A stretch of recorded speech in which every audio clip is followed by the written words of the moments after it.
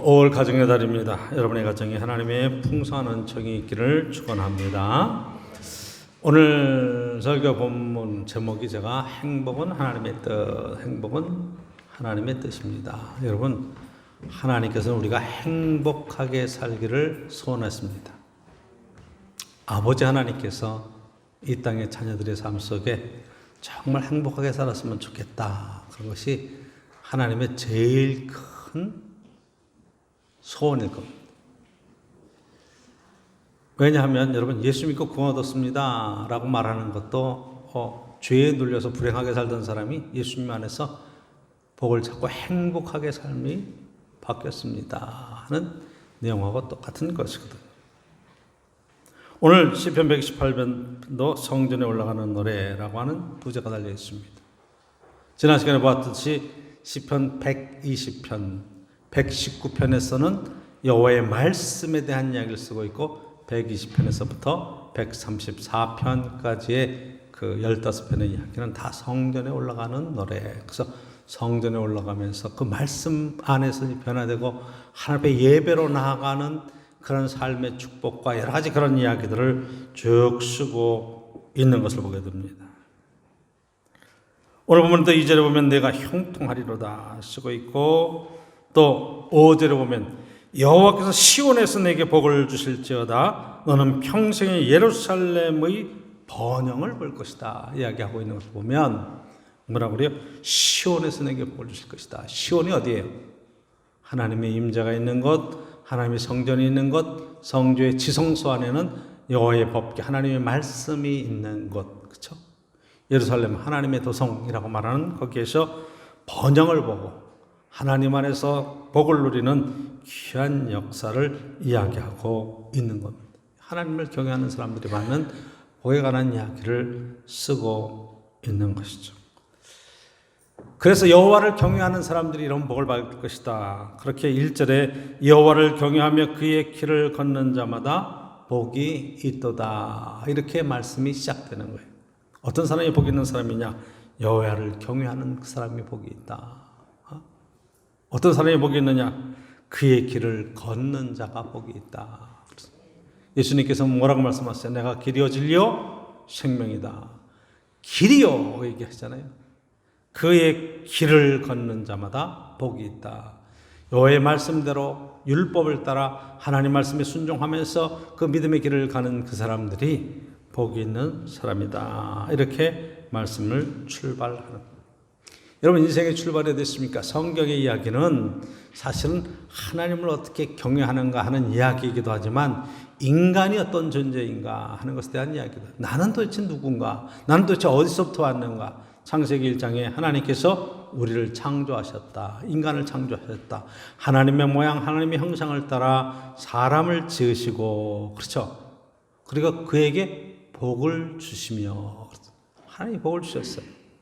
어떤 복을 주셨어요? 생육하고 번성하라. 여러분, 생육하고 번성하는 게 하나님의 뜻입니다. 우리에게 복을 주신 거예요.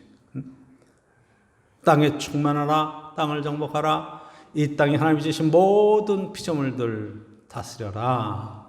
다스려가라. 너의 인생을 끌려가지 말고 다스려가라. 하나님의 복을 우리에게 주신 귀한 인생의 축복이라고 말씀하고 있는 것을 보게 됩니다. 그렇죠? 이 장으로 나오면서 하나님께서 에덴 동산을 만드시고 거기에 아담과 하와를 넣으시고 흙으로 빚으시고 그 모든 것들을 마음껏 누리며 살 수 있는 복된 동산으로 에덴을 주셨습니다. 하나님이 복이에요. 그래서 누리면 되는 거예요.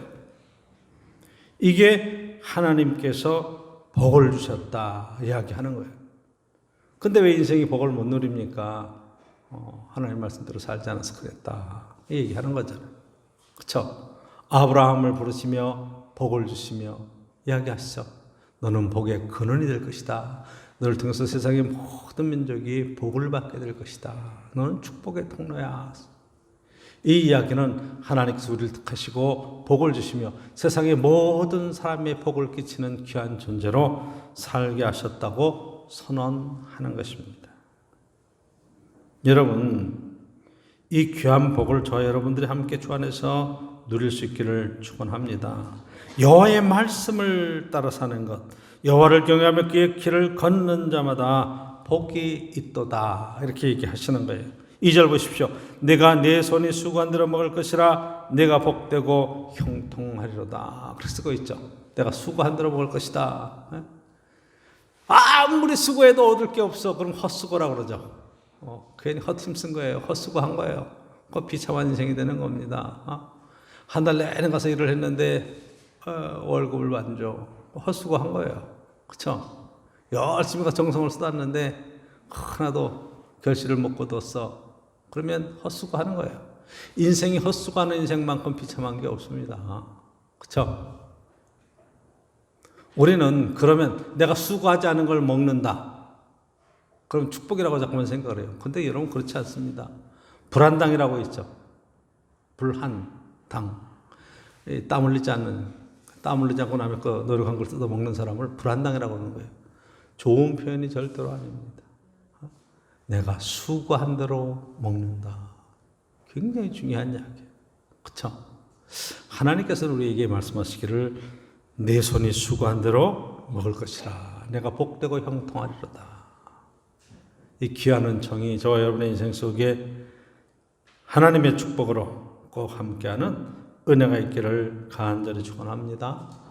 또 이 수고하는 것에 대해서 조금 더 우리가 봐야 될 부분이 많이 있습니다. 오늘 본문 속에서 저와 여러분 3절에 보면 내 집 안방에 있는 내 아내는 결실한 포도나무 같으며 내 식탁에 둘러있는 자식들은 어린 감람나무 같으리로다. 이게 이스라엘에서 나오는 두 가지 대표적인 식물이잖아요. 포도나무, 그 다음에 포도, 그 다음에 감나무. 포도나무는 여러분 그 포도농사를 지어보신 분, 또 포도농사 짓는 옆에서 한번 살아보신 분은 알 거예요. 지금은 다 가지를 써서 나무가 앙상한데 쭉 뻗어가지고 그게 포도가 이제 주렁주렁하면서 가을에 결실할 때 보면 여러분 쫙 달려있는 게 너무너무 탐스럽거든요. 이스라엘 백성들이 가나안에 들어가서 정탐하고 돌아올 때 포도송이가 얼마나 튼실한지 둘이 하나를 메고 왔다고 그러잖아요. 포도송이 하나를 들고 온 게 아니고 둘이 메고 왔대. 그렇게 풍요로운 것에 대한 상징적인 표현을 그렇게 쓰고 있죠. 어린 감람나무가 수명이 굉장히 긴데, 이 감람 여러분 여러 가지로 쓰죠. 올리브유 짜기도 하고, 그것으로 여러분 반찬을 만들기도 하고, 여러 가지 열매를 쓰기도 해요. 근데 그것이 수명이 100년, 200년 오래 살아가는데, 그것이 어린 감람나무니까 얼마나 소망스러워. 이 나무가 자라서 이 나무에서 열매를 따기 시작하면 우리가 먹고 자손이 먹고 손자들이 먹고 더 풍성한 열매들에 대한 기대와 희망이 가운데 들어있잖아요. 너희 자녀들은 어린 감람나무가 될 것이다. 앞으로 크게 될 거야. 풍성한 열매를 맺을 거야. 하나님을 경외하는 축복에 관한 이야기를 쓰고 있죠. 너희 가정이 그렇게 될 거야. 너희 안에는 결실한 포도나무 같고 너희 자녀들은 정말 어린 감람나무 같아서 거기에는 사랑이 넘치고 희망이 넘치고 축복이 넘치는 그런 아름다운 모습을 보게 되죠. 4절에 여호와를 경외하는 자는 이같이 복을 얻으리로다 그러잖아요. 누가 이 복을 얻는 거예요? 여호와를 경외하는 자. 1절의 말씀, 여호와를 경외하여 그의 길을 걷는 자마다 복이 있다. 하나님께서 이 복을 주실 것이다 말씀하시죠. 그렇죠? 5절에 보십시오. 이게 어떻게 이제 더 전개되는가? 여호와께서 시온에서 내게 복을 주실지어다. 너는 평생 예루살렘의 번영을 보며 내 자식의 자식을 볼지어다. 이스라엘에게 평강이 있을지어다. 얘기하고 있죠. 시온에서 복을 주세요. 시온이 어디예요? 예루살렘 성전이 있는 곳. 다윗성이라고 말하는 바로 성전이 굉장히 중요한 것은 거기 안에 지성소가 있고 지성소 안에는 법궤가 있고 법궤는 십계명의 말씀이 들어있고 거긴 하나님의 임재가 있는 것이고 하나님이 거기서 말씀하시고 다스려 가시는 하나님의 율법의 중요성을 오늘 본문에서 알 수 있고 이것이 성전 안에서 누리는 하나님의 축복과 번영의 축복. 그래서 6절에는 내 자식의 자식을 볼지어다. 얼마 전에 친구를 만났습니다. 아들이 둘이래요. 이런저런 얘기를 하다가 뭐라고 얘기하는 거니? 어때 자녀들은 잘 다 결혼시켰어? 고등학교 동창인데 딸 둘인데 둘 다 시집가서 큰애는 딸 하나 낳고 작은 애는 이제 곧 아이 낳을 거야. 얼마 전이니까. 둘째 날 거야. 그랬더니 어이 성공했네. 아, 뭘 성공을 해 아이들이. 자기들은 아들들 둘인데 이놈들이 장가갈 생각도 안 하고 생각이 없다는 거예요. 그만 생각하면 막 골치 아프다는 거죠. 나보고 성공했대요. 참 감사하죠. 이래봬도 성공한 인생입니다. 부모의 소원이 뭐예요? 바로 이런 것 아니겠어요? 자녀들이 행복하게 사는 모습을 보는 것이 부모의 가장 큰 소원이죠. 그렇죠? 자손을 볼 것이고 얼마나 감사한 거예요. 이게 이스라엘에게 평강이 있을지어다 얘기하지만 이스라엘이라고 하는 것이 이스라엘이기도 하지만 오늘 영적인 이스라엘로 저와 여러분들이 하나님을 경외하는 백성들이 누리는 귀한 축복이 이 가운데 있다. 이렇게 오늘 시편 118편에 얘기하고 있어요. 부제가 뭐라고요? 성전에 올라가는 노래. 적어도 저와 여러분들이 교회를 향해서 나오고 하나님 앞에 예배하면서 나오면서 마음속에 큰 하나님의 복 속에 내가 이 자리에 나오게 됐다고 하는 그런 큰 감동과 감격이 있어야죠. 그렇죠? 굉장히 중요한 거예요. 신앙생활은 하나님의 축복 속에서 그 아름다운 믿음의 길을 가는 거잖아요. 그래서 오늘 보면서 저 여러분들이 이 복을 누리기를 원하며 여기서 하나님 앞에 교훈을 받기를 원하는 것이 제 목회자의 아주 간절한 소원이 가운데 들어 있습니다. 첫 번째가 여호와를 경외하며 그 믿음으로 살아가는 것이 모든 지혜와 지식의 근원이 되는 거예요. 행복의 출발점은 어디 있는가? 하나님 안에 있는 거예요. 하나님 안에 있습니다. 하나님 안에 있다는 게 뭐예요? 하나님이 이끌어 가시는 그 말씀의 법을 따라 순종하며 살아가는 것이 하나님의 법이죠. 그렇죠? 창세기에 하나님께서 사람을 지으시고 에덴 동산에 두시며 선악을 알게 하는 나무를 두셨습니다. 생명나무와 함께. 그렇죠? 먹지 마라. 먹는 날엔 반드시 죽는다. 이게 하나님의 법이에요. 왜 창세기가 율법서인가? 바로 여기 율법이 하나님의 법이 들어있어요. 모세에게는 십계명의 말씀으로 돌판으로 주셨지만 이스라엘 백성하고 계약 맺는 말씀을 주셨지만 아담과 하와에게는 딱 하나 말씀, 이거는 먹지 마라. 그런데 사단은 와서 자꾸 유혹하죠. 아니다, 먹어도 괜찮다. 이것을 먹으면 내 눈이 밝아져서 선악을 아는 일에 하나님과 같이 된다. 네가 하나님이야, 네가 법이야. 이런 얘기는 똑같은 거예요. 하나님의 말씀이 법이야. 아니야, 네가 마음대로 할 수 있어. 지금 도로교통법이 바뀌어서 시내 모든 구간은 50km가 제한속도가 됐습니다. 50km예요. 다 바뀌었어요. 그래서 이면도로로 들어가면 30km예요. 30km 여러분 운전해 가보지만 알지만 얼마나 천천히 가야 30km가 되는지 몰라요. 차들이 좋아가지고 조금만 밟으면 40, 50 쑥쑥 나가는데, 예? 그런데 여러분 집중적으로 이제 단속합니다. 계도기간이라고 말하지만 그것 여러분 잡기 시작하면 시내에서 조금만 밟으면 50, 60 나거든요. 그게 법이에요. 60에서 50으로 내린 게 법이에요. 내가 70 바빠서 70으로 갔어. 딱 잡았어. 걸렸습니다. 법 위반입니다. 몰랐습니다. 말이 돼야 안 돼요? 몰랐습니다. 모르고도 할 수 있어요. 그렇지만 나는 그런 법 인정하지 않습니다. 바쁜데 이렇게 길이 좋은데 어떻게 50으로 가게끔 만들어 놓은 겁니까? 난 법 인정하지 않습니다. 난 내 마음대로 갈 겁니다.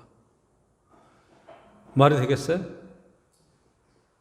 그게 여러분 우리 속에 하나님의 말씀이 들어있고 하나님의 법이 들어와 있으면 하나님의 말씀대로 창조하신 질서를 따라 순종하며 살 수 있는 그런 기준이 생기는 거예요. 이제 예수님께서 내 안에 들어와 계셔서 이 기준이 내 안에 들어와 있는 거예요. 그런데 여러분 예수님을 안 믿는다, 하나님을 내가 안 믿는다는 사람들은 그 하나님의 그런 기준이 없어요. 누가 기준이야? 내 마음이 기준이야. 내 마음대로 내가 하고 싶으면 하는 거고 말고 싶으면 말고. 그래서 여러분 사회면에 나오는 많은 그러한 사건들의 중심에 보면 다 자기 감정이 상해서 자기 마음대로 자기 분노대로 행동한 사람들의 결과가 법을 어긴 것으로 나타나는 거예요. 아시겠어요? 그래서 하나님을 믿는 게 중요한 거예요. 여호와를 경외하는 게 그래서 삶의 지혜고 이것이 지식의 근원이 된다고 말씀하시는 거예요. 할렐루야. 저 여러분들이 하나님 안에서 이 복을 함께 누릴 수 있기를 간절히 축원합니다. 적어도 하나님이 내 마음의 기준이 되시고 이 말씀이 우리에게 능력이 되주셔서, 그렇죠? 이 복은 하나님이 축복하셨어요. 복을 주셨어요. 생육하고 번성하며 땅에 충만하고 땅을 정복하고 땅을 다스려가라. 이게 하나님 앞에 받은 복이에요. 근데 여러분, 이 땅에 왜 이 축복에서 저주로 고난으로 왜 들어왔는가? 말씀을 안 따르거든요. 법을 어겼거든요. 그래서 에덴 동산에서 추방당해서 그래서 엉겅퀴가 나고 들이 다 황폐해지고, 그래서 하나님이 내리시는 벌이 뭐냐 하면 남자에게는 경작을 해야, 땀을 흘려야 먹고 살 수 있게 하신 거예요. 열심히 노동을 해야. 여자에게는 출산의 고통을 주신 거예요. 생명의 그런 잉태와 출산의 고통을 주신 거예요. 그러니까 하나님 내신 벌은 두 개야. 남자와 여자에게 내린 벌. 근데 여러분 한번 생각해 보세요. 여러분들이 내일도 이제 출근을 할 거예요.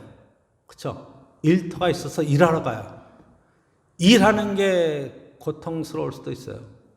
근데 그것이 일 안 하고 직장에서 잘리는 것이 축복입니까? 아니면 일을 계속 할 수 있는 게 축복입니까? 네? 여러분 어떤 게 좋아요? 그럼 내일부터 난 일 안 하고 그냥 노는 게 축복이라고 그러면 한번 잘려보시죠. 뭐. 아니에요. 절대로 그런 게 아니에요. 하나님이 벌을 내리셨다고 말하는 것조차도 하나님 앞에서는 우리가 벌이라고 표현하지만 우리 편에서는 그게 축복입니다. 내가 일을 할 수 있는 건강이 있고 나를 인정하고 써주는 사람이 있고 가서 내가 일할 수 있는 능력이 있고 그것을 가지고 내가 벌어먹고 살 수 있다고 하는 것 자체가 얼마나 큰 축복이에요.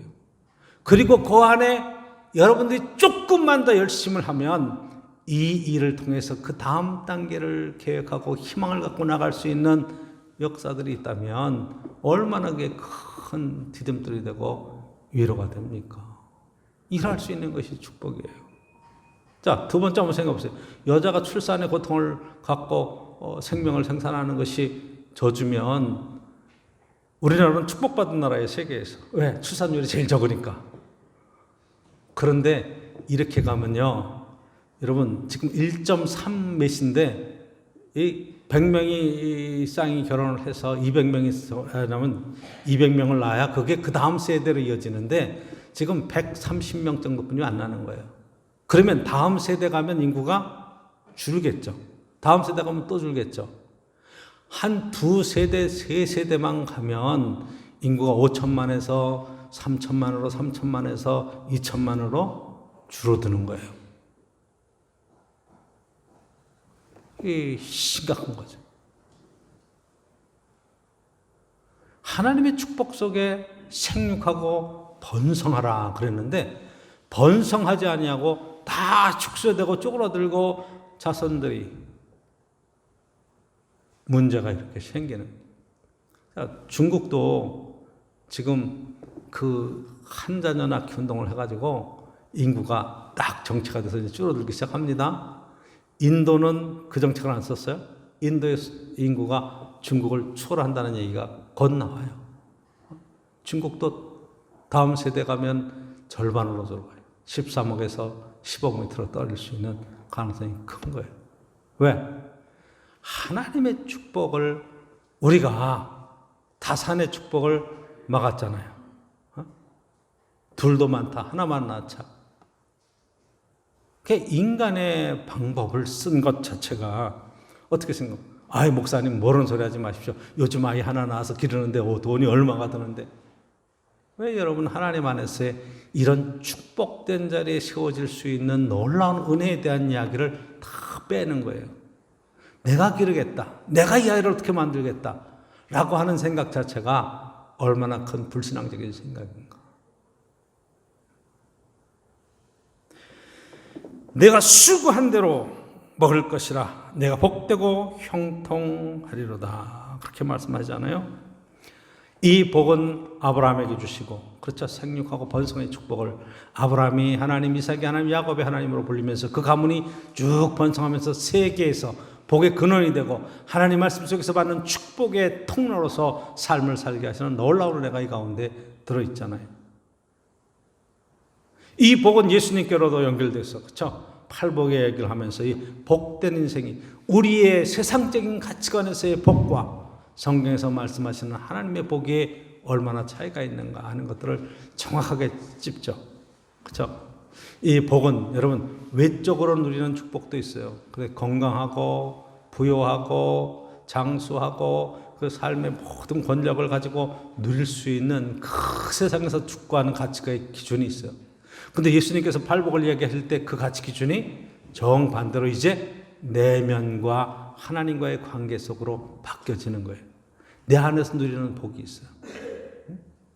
정말 하나님 안에서 바른 믿음 안에서 누리는 하늘의 놀라운 축복에 관한 이야기로 이야기가 바뀌죠. 심령이 가난한 자는 복이 있다. 그렇죠? 의를 행하는 자는 복이 있다. 마음이 긍휼히 여기는 자는 복이 있다. 하나님 앞에 온전히 믿고 의지하는 바로 그 사람에게 하나님께 주시는 놀라운 은혜의 축복을 이야기를 하는 것을 보게 돼요. 복의 방향이 바뀌는 거예요. 그러니까 이 두 가지가 여러분 함께 있어야 돼요.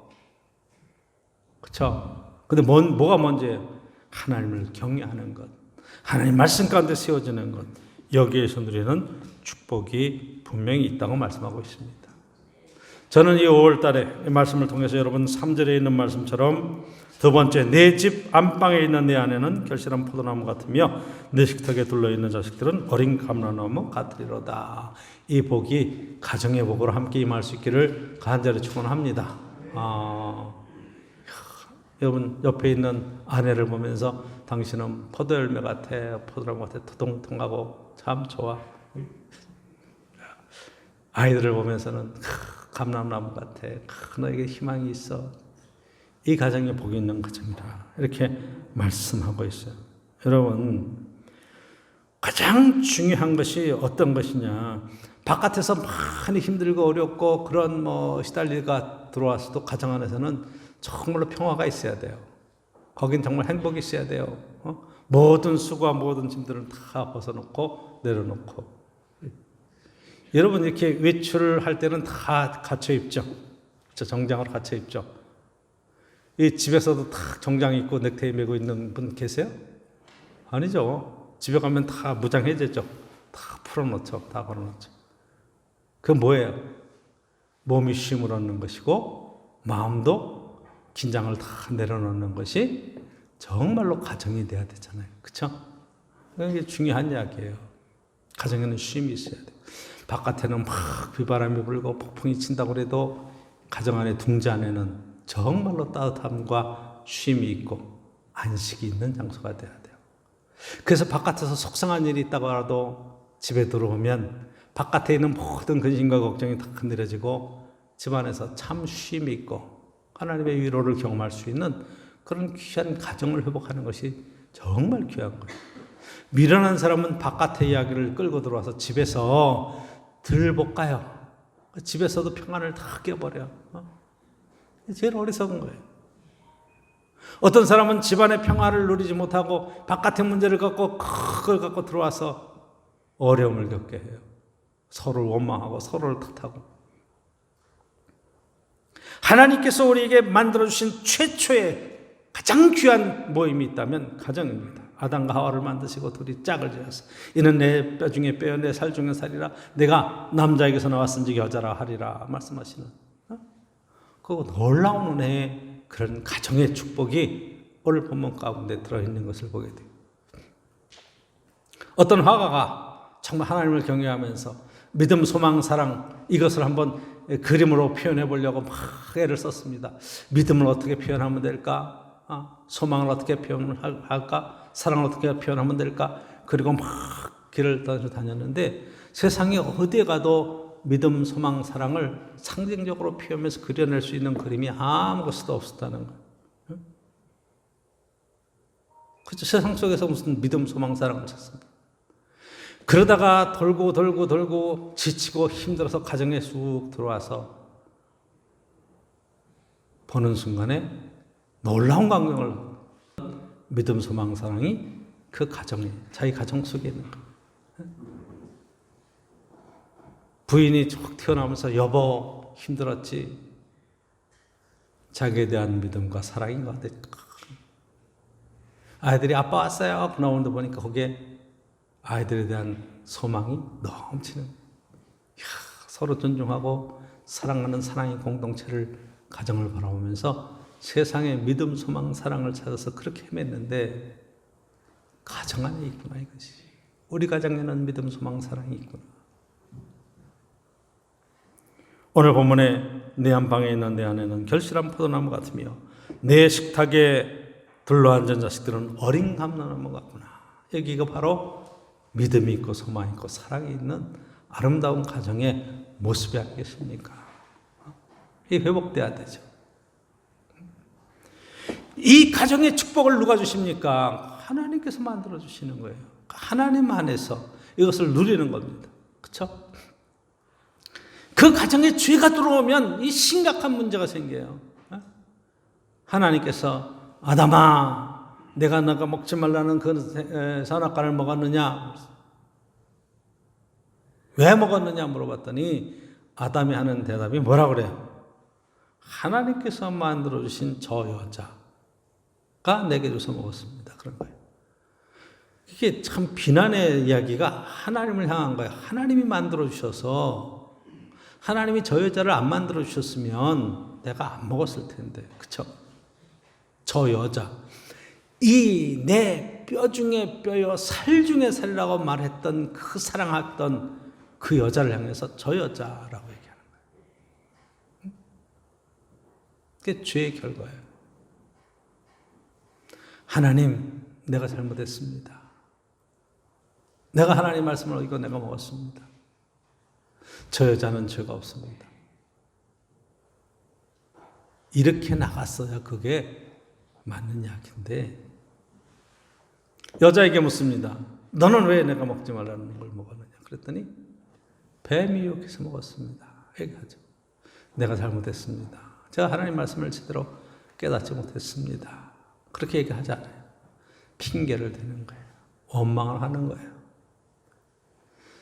바깥에서 되어지는 일들을 가지고 집에 들어와서 남편을 원망하고 아내를 원망하고 자식들을 향해서 원망하고 저것들만 없었으면 이런 생각을 갖고 있다고 하는 것 자체가 얼마나 큰 죄를 지금 우리가 짓고 있는 건가. 그것이 우리가 얼마나 원죄에 빠져 있는 우리의 모습들인가.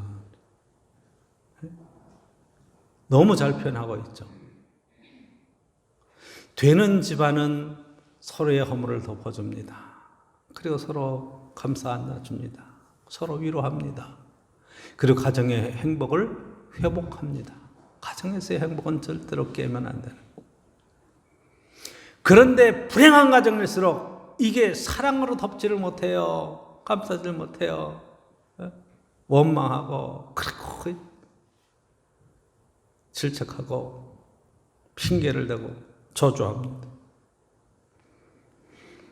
저 여러분들은 아름다운 이 신앙의 가문 주 안에서 쉬어갈 수 있기를 원합니다. 4절 보십시오. 여호와를 경외하는 자는 이같이 복을 얻으리로다. 그렇죠. 여호와를 경외하는 사람들이 누리는 복이라 이 말이에요. 자, 성경에서 지금 구약 성경에는 하나님의 말씀이 어디 있어요? 성전 안에, 법궤 안에, 그렇죠. 지성소 안에 있어요. 그 지성소 안에는요 아무나 못 들어가요. 대제사장만 1년에 한 차례 속죄를 위해서 들어갈 수 있는 그런 것이에요. 예수 그리스도의 십자가의 사건을 통해서 십자가에 그런 달려 죽이시는 그 사건을 통해서 휘장이 반으로 쫙 갈라졌어요. 저와 여러분들은 이제 히브리서의 말씀처럼 그 대제사장과 함께 그 지성소로 들어갈 수 있는, 하나님 앞에 나아갈 수 있는 길이 열려 있어요. 더 심지어 이제 주님께서 성령으로 오셔서 우리와 함께 계시고 내 안에 계세요. 하나님이 나와 함께 계세요. 말씀인 그분이 나와 함께 계세요. 그러니까 여러분, 하나님의 말씀의 법도는 누가 지킬 수 있는가?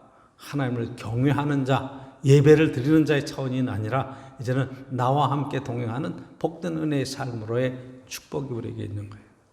그래서 오늘 세 번째 중요한 것이 이 하나님을 경외하는 사람들은 5절에 있는 것처럼 여호와께서 시온에서 내게 복을 주실지어다. 너는 평생 예루살렘의 번영을 보며 이렇게 쓰고 있어요. 어디에서? 시온에서 복을 주신다. 그래서 저와 여러분들이 주일 성수가 왜 중요한가? 하늘 앞에 나와서 예배 드리는 게 왜 중요한가? 내 마음에 함께 계신 주님 앞에 그 주의 말씀 속에 순종하면서 예배의 축복, 기쁨으로 성전에 올라가는 이 노래를 빼앗기면 안 된다 말이에요. 말씀이 회복되고 신앙이 회복되면 제일 먼저 나타나는 것이 바로 이 부분이라 이 말이에요. 예배가 즐거워져요. 하나님 앞에 나오는 것이 기쁨이 돼야 돼요. 참 감사함이 돼야 돼. 여기 나오지 않으면 안 될 것 같은 마음에 막 뜨거운 열정이 생겨야 돼요. 그게 순수한 거예요. 제가 이렇게 신앙생활 하는 걸 보면 신앙이 점점 시험에 들고 어려움에 들면 교회 다니는 게 구속되는 것 같고 뭔가 자꾸 나를 누르는 것 같아. 그게 기쁨이 되고 감사가 되고 감격이 돼서 내가 하나님 앞에 나오는 것 자체가 큰 즐거움이고 여기에 은혜가 있다고 하는 것 자체를 놓쳐버리는 그런 안타까운 일들이 생기기 시작해요. 자꾸 핑계를 댑니다. 누구 때문에 뭐 때문에 아유 내가 못 나간다는 거예요. 결코 그렇지 않습니다. 극복해 나가는 거예요. 어느 교회 집사님이 반주를 했어요. 피아노와. 그런데 출산을 하고 아이가 자라갔는데 이 아이가 갑자기 병이 생겼어요. 급성 이 혈액에 문제가 생겨서 여러 가지 치료를 했는데 낫질 않는 거예요. 그러다가 아이가 죽었어요. 충격이었어요. 늦게 시집가서 귀하게 얻은 아들인데 얼마 지내지도 못하고 이 아이가 죽으니까 얼마나 큰 충격이에요. 그래서 온 교회가 위해서 기도하고 목사님도 가서 장례 예배를 드리고 안타깝게 했어요. 그래서 토요일 날 장례를 치렀습니다. 주일날 이 집사님이 예배에 나와서 반주를 하는 거예요. 아무렇지도 않은 것처럼 반주를 하는 거예요. 교인들도 깜짝 놀라고 목사님도 놀랐습니다. 도대체 이게 웬일인가? 근데 예배 강모 시간에 집사님이 나와서 고마웠습니다. 하나님께서 제게 큰 은혜를 주셨습니다. 이 아이 때문에 그동안 얼마나 행복했는지, 그리고 정말로 이 땅에서 하나님께서 그 아이를 데려가시는 그 일을 통해서도 하나님이 하시는 놀라운 일들에 대한 감사와 천국의 소망이 넘치는 간증을 하는 거예요. 아이를 잃은 슬픔보다도 하나님께서 베푸신 그 큰 은혜가 얼마나 큰가를. 어린아이의 생명, 우리가 오늘 어린이주일이라고 이야기하고 이 아이들이 하나님께서 우리에게 가정에 베풀어 주신 선물이라고 말할 때 내가 낳은 자식 내 마음대로 이렇게 여러분 표현하는 것 자체가 얼마나 무지한 이야기인지 우리는 잘 알고 있는 거예요. 왜? 하나님의 선물이고 하나님의 손 안에 있는 거예요. 이 생명조차도.